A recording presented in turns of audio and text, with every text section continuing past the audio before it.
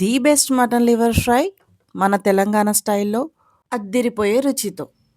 ఈ mutton liver fry అయితే మేము సంక్రాంతి స్పెషల్ స్టఫ్‌గా అయితే కుక్ చేశాము. ఇది డ్రింక్స్‌లోకి చాలా బావుంటుంది. మీరు అనుకున్న డ్రింక్స్ కాదు, కూల్ డ్రింక్స్‌లోకి. ఈ ఫ్రై చేసే ముందు ఈ లివర్ అనేది చాలా నీట్‌గా క్లీన్ చేసుకోవాలి. మనం క్లీనింగ్ అనేది ఎంత నీట్‌గా చేసుకుంటే దీని టేస్ట్ అనేది అంత బావుంటుంది. లేకపోతే నీచు స్మెల్ వస్తుంది. క్లీనింగే కష్టం, కుక్ చేయడం easy. Hello everyone, welcome back to our channel Naripriya Trendy Vlogs. మన ఛానల్ ఎవరైతే సబ్స్క్రైబ్ చేసుకోలేదో వీడియో చూసే ముందు సబ్స్క్రైబ్ చేసుకోండి.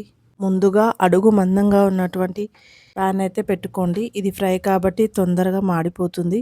ఈ ఫ్రైకి కొంచెం ఆయిల్ ఎక్కువే పడుతుంది. ఆయిల్ వేసుకొని ఆయిల్ వేడయ్యాక జీలకర్ర యాడ్ చేసుకోండి. ఈ జీలకర్ర కొంచెం ఫ్రై అయిన తర్వాత దీంట్లోకి నెక్స్ట్ కరివేపాకు యాడ్ చేసుకోండి. కరివేపాకు కొంచెం ఎక్కువగానే పడుతుంది. ఇది ఫ్రై కాబట్టి కరివేపాకు ఎక్కువ వేస్తే టేస్ట్ చాలా బాగుంటుంది. ఈ కరివేపాకు కొంచెం ఫ్రై అయిన తర్వాత పచ్చిమిర్చి యాడ్ చేసుకోండి.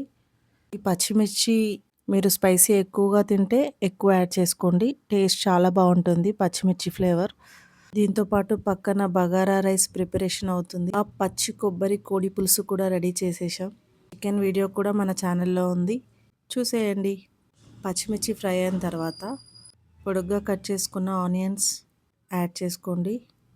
మేము బోటీ లివర్ కలిపి 2.5 kg అలా తీసుకున్నాము, అందుకే ఆనియన్స్ ఎక్కువగా వేసాము. మీరు తక్కువ క్వాంటిటీ తీసుకుంటే ఆనియన్స్ చాలా తక్కువ వేయండి. ఆనియన్స్ మాత్రం బ్రౌన్ కలర్లోకి రావాలి, అప్పుడే టేస్ట్ చాలా బాగుంటుంది. ఆనియన్స్ మరీ ఎక్కువగా వేస్తే కర్రీ అనేది చాలా స్వీట్గా అయిపోతుంది. ఆనియన్స్ బ్రౌన్ కలర్లోకి వచ్చిన తర్వాత అల్లం వెల్లుల్లి పేస్ట్ ఇంకా పసుపు వేసి 1 minute ఫ్రై చేయండి. అవి ఫ్రై అయిపోయిన తర్వాత ఈ బోటీ దాంట్లో యాడ్ చేసుకోండి. దీంట్లో మేము బోటీ ఇంకా లివర్ మిక్స్ చేసి వేసాము.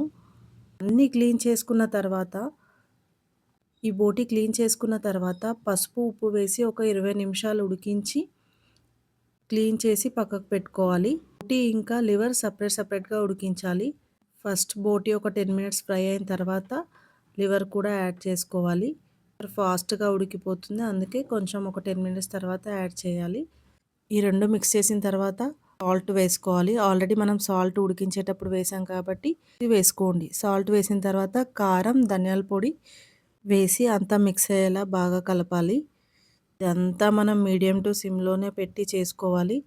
ఫ్రై నేను నార్మల్గా రైస్లో కాకుండా తినడానికే ప్రిపేర్ చేస్తున్నాను. స్పైసీ చాలా తక్కువగా వేశాను. ఎక్కువగా తినే వాళ్ళైతే ఇందులో పెప్పర్ కూడా యాడ్ చేస్తే చాలా బాగుంటుంది. ఫైనల్గా మటన్ మసాలా ఇంకా కొత్తిమీర వేసి ఒక్కసారి అలా మిక్స్ చేసి స్టవ్ ఆఫ్ చేసేయండి.